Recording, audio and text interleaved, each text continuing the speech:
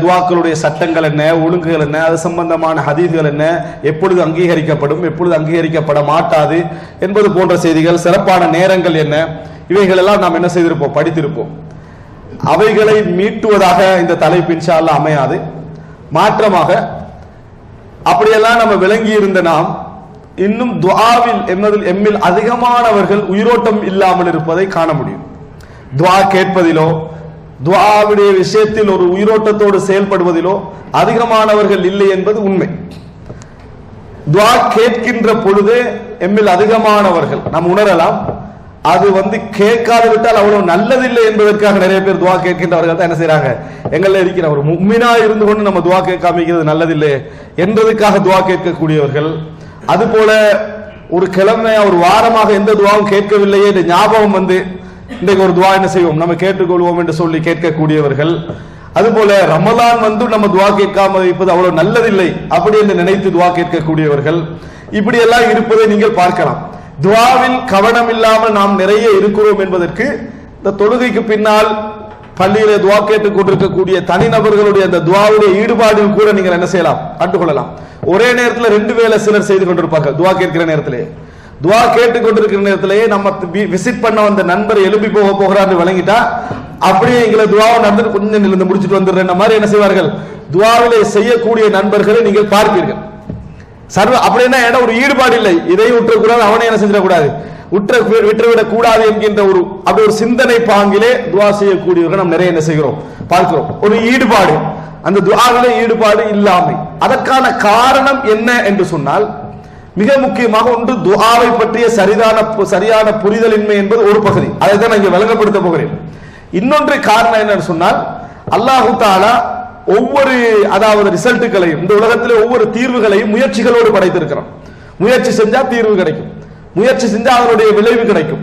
எனவே முயற்சியின் பின்னால் தான் கிடைப்பதை கண்ணால காணக்கூடிய மனிதன் இதுக்கு துஆவுக்கு என்ன சம்பந்தம் என்பதை அவருடைய ஆழ்மனது என்ன செய்கிறது, ஒரு கேள்வி கேட்டுக்கொண்டே இருக்கும். ஆனாலும் துஆ கேட்கிறது, நம்ம ஒரு முஃமினாக இருக்கிறோம் என்கின்ற அச்சத்தின் காரணமாக.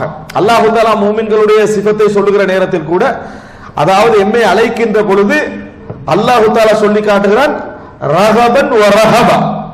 அவர்களுடைய நிலைமை எப்படி இருக்கும் என்றால் ஆர்வமும் இருக்கும் அச்சமும் இருக்கும், ஆர்வமும் இருக்கும் அச்சமும் இருக்கும். இந்த ரெண்டும் கலந்ததுதான் என்ன செய்ய வேண்டும், எம்மிடத்தில் இருக்க வேண்டும். அல்லாஹ் தஆலாவை இமாம் இப்னு தைமியா ரஹிமஹுல்லாஹ் அவர்கள் சொல்வதை போன்று மன் அபதல்லாஹ பில் ஹௌஃப், ஹவாரிஜிகள் யார், அல்லாஹ்வை அச்சத்தால மட்டும் வணங்கியவர்கள். அல்லாஹ்வை அச்சத்தால் மட்டும் வணங்கியவர்கள் ஹவாரிஜிகள். எப்போ பார்த்தாலும் என்னது, அவர்களுடைய அந்த குரூஜிய தன்மை அச்சமூட்டுகின்ற அந்த தன்மையாக இருக்கும். அதே போன்று அல்லாஹ்வை மன் அபதல்லாஹ பில் ரஜா, ஆசை வச்சு எதிர்பார்த்து இந்த மாதிரி மட்டும் வணங்கியவர்கள் யார், முர்ஜியாக்கள். இந்த மாதிரி இருக்கக்கூடாது, இரண்டும் கலந்த அமைப்பில தான் இறை வணக்கம் என்ன செய்ய வேண்டும், இருக்க வேண்டும். அவன் அதிகமானவர்கள் நீங்கள் பார்க்கலாம், சர்வசாதாரணமாக சுப்ஹானல்லதி சஹர் லனா ஹாதா என்ற துஆ வாகனத்துல போகல ஞாபகப்படுத்தியும் கேட்காதவங்க இருப்பாங்க. ஆனா நிறைய பேர் பிளைட்ல கேட்க மறந்த நிறைய பேர் இல்ல.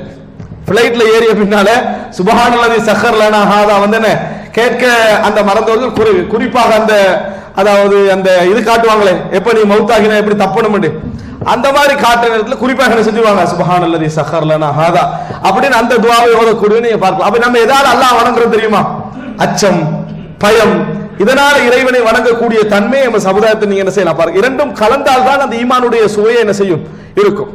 அதனாலதான் ஒரு அறிஞர் சொல்கிறார், அல்லாஹ் தஆலாவை நம்ம வணங்குற விஷயத்தை விளங்கப்படுத்துவதற்காக சொர்க்கத்தையும் நரகத்தையும் நான் படைக்காவிட்டால் என்னை யாரும் வணங்க மாட்டாங்கண்டா அது அர்த்தமே இல்லை.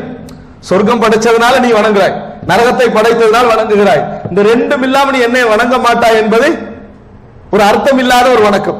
அல்லாஹு தஆலாவை நாம் ஏன் வணங்க வேண்டும் என்கின்ற அந்த நோக்கங்கள் தெரியாமல் துஆக்கள் கேட்கப்படுகின்ற பொழுது சில பொழுது என்ன செய்யும், அந்த இந்த பகுதி போகும். இன்னொன்று புரிந்து கொள்ள வேண்டும், மனிதனுக்கு அல்லாஹு தஆலா ஒன்று இந்த முயற்சியோடு சம்பந்தப்பட்ட விஷயங்கள், துஆவை பற்றிய புரிதலின்மை ஒன்று. இரண்டாவது, முயற்சிக்கு தான் தீர்வு கிடைக்கிறது நம்ம பார்க்கிறோம். அதனால இறைவனுக்கும் துஆவுக்கும் இதில் என்ன சம்பந்தம் என்பது போன்ற ஷைத்தான் எழுப்பக்கூடிய சில கேள்விகள் என்ன செய்யும், மனதில் எப்பொழுதும் இருந்து கொண்டிருக்கும். இது போன்ற காரணிகளால் எங்களால் என்ன செய்ய முடிவதில்லை, இந்த துஆக்களில கூடுதலாக ஒரு ஈடுபாட்டுடன் ஒரு சிறந்த முறையிலான ஒரு ஆர்வத்துடன் ஈடுபட முடியாமல் இருக்கக்கூடிய ஒரு சூழல் எல்லாம் என்ன செய்கிறோம் பார்க்கிறோம். மூன்றாவது ஒரு காரணம் என்னன்னு சொன்னால், மனிதனை அல்லாஹ் ஒரு சிந்திக்கக்கூடிய எல்லாவற்றையும் தொடர்பு படுத்தி பார்க்கக்கூடிய ஒரு ஆற்றலோடு படைத்திருக்கிறான். அதுக்கு சொல்றது என்னது, லாஜிக்கல் சிந்தனையோடு எதை எடுத்தாலும் இதுக்கு அது காரணம், அதுக்கு இது காரணம் என்ற அந்த சம்பந்தத்தோடு படைக்கக்கூடியவனாக இருக்கிறான். ஆனால் இஸ்லாம் எங்களுக்கு ஒரு விஷயத்தை சொல்லி தருகிறது, எல்லா விஷயத்தையும் அப்படி யோசிக்கிறவனால உலகத்துல வாழ இயலாது. எப்படி எல்லாத்துக்கும் ஒரு ரீசன் இருக்கணும் அப்படி என்று நினைத்து வாழக்கூடிய, நியாயம் இருந்தா மட்டும்தான் அப்படி என்று நினைக்கிறவனால் உலகத்தை என்ன செய்ய முடியாது, வாழ முடியாது. ஒரு சில இடங்களில் லாஜிக்கல் மைண்ட் என்ன செஞ்சிடணும், அப்படியே மூடிடணும். இப்போ உதாரணத்துக்கு நான் வழங்கப்படுத்துறேன். ஒருவர் ஒரு பிள்ளை எக்ஸாம்ல எதுலயோ ஃபெயில் ஆகி கவலையில இருக்கிறான்.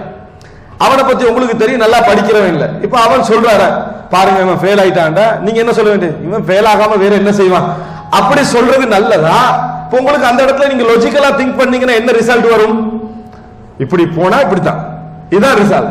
இப்படி இதை திங்க் பண்ணி துவா கேட்காமல் இருப்பது நல்லதா, அல்லது இப்படி இன்ஷா அல்லாஹ் எதிர்காலத்தில் என்ன செய்வான், ஒரு பெரிய ஒரு நல்ல ஒரு மனுஷனா வருவான், துவா கேளுங்க, இப்படி சொன்னா இது அதாவது அந்த லாஜிக்கல் எடுத்துக்கிட்டீங்கன்னா நியாயம் இல்லை, தத்துவ ரீதியாக எடுத்துக்கிட்டால் அது பொருத்தம் இல்லை.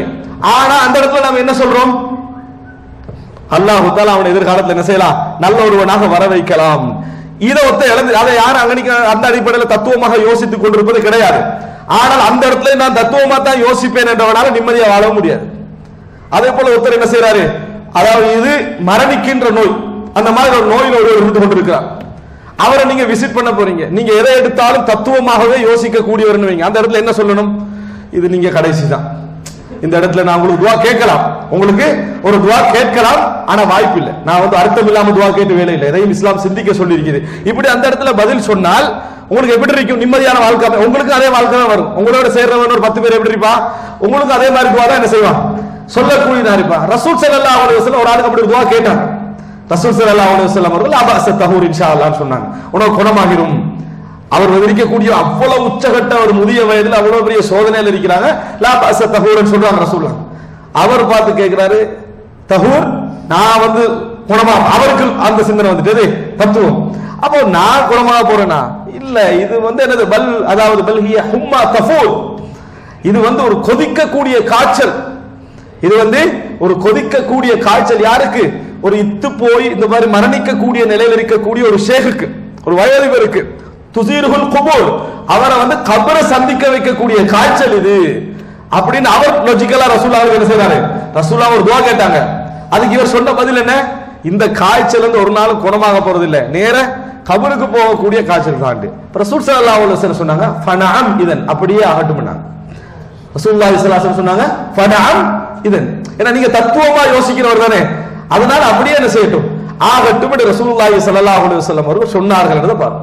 இது எங்களுக்கு எதை சொல்லி கொடுக்குது, ரசூலுல்லாஹி ஸல்லல்லாஹு அலைஹி வஸல்லம் அவர்கள் ஒரு முறை என்ன செய்றாங்க, வீட்டுக்குள்ள வராங்க.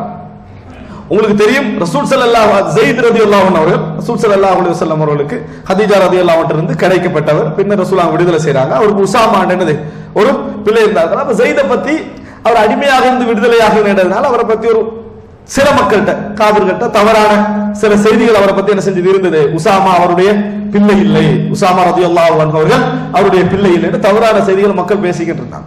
ரசூல் ஸல்லல்லாஹு அலைஹி வஸல்லம் வராங்க, முத்லஜி கோத்திரத்தை சேர்ந்தவர்கள், அவர்கள் இந்த அதாவது கியாஃபால மிகவும் பிரபல்யமானவர்களாக இருந்தார்கள். ஆள் அடையாளம் சொல்றதுல, பரம்பரை அடையாளம் சொல்றதுல பிரபல்யமாக இருந்தார்கள். அப்ப உசாமாவும் ஸைதும் தூங்கி கண்டிருக்கிறாங்க, போர்வை போர்த்தப்பட்டிருக்கிறது, 4 கால் வழங்குது, 2 பேர் தூங்கி கண்டிக்கிறாங்க.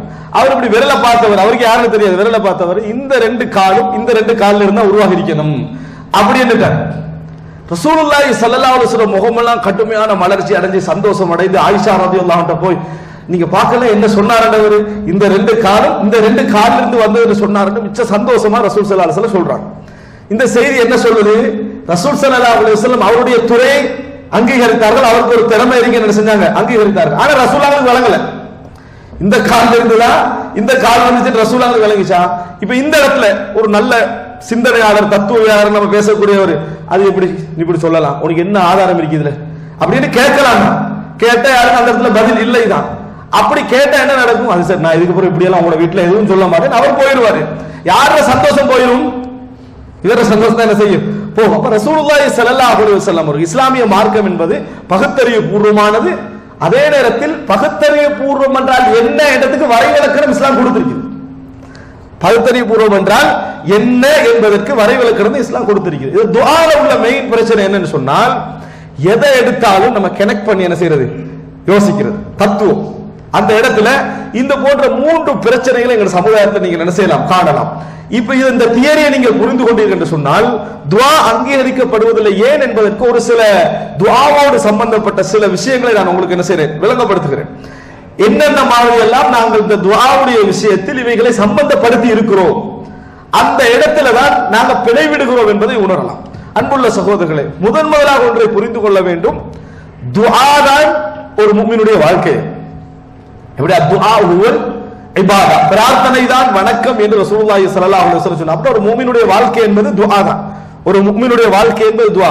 அவனது வணக்கம் அனைத்துமே துஆ தான்.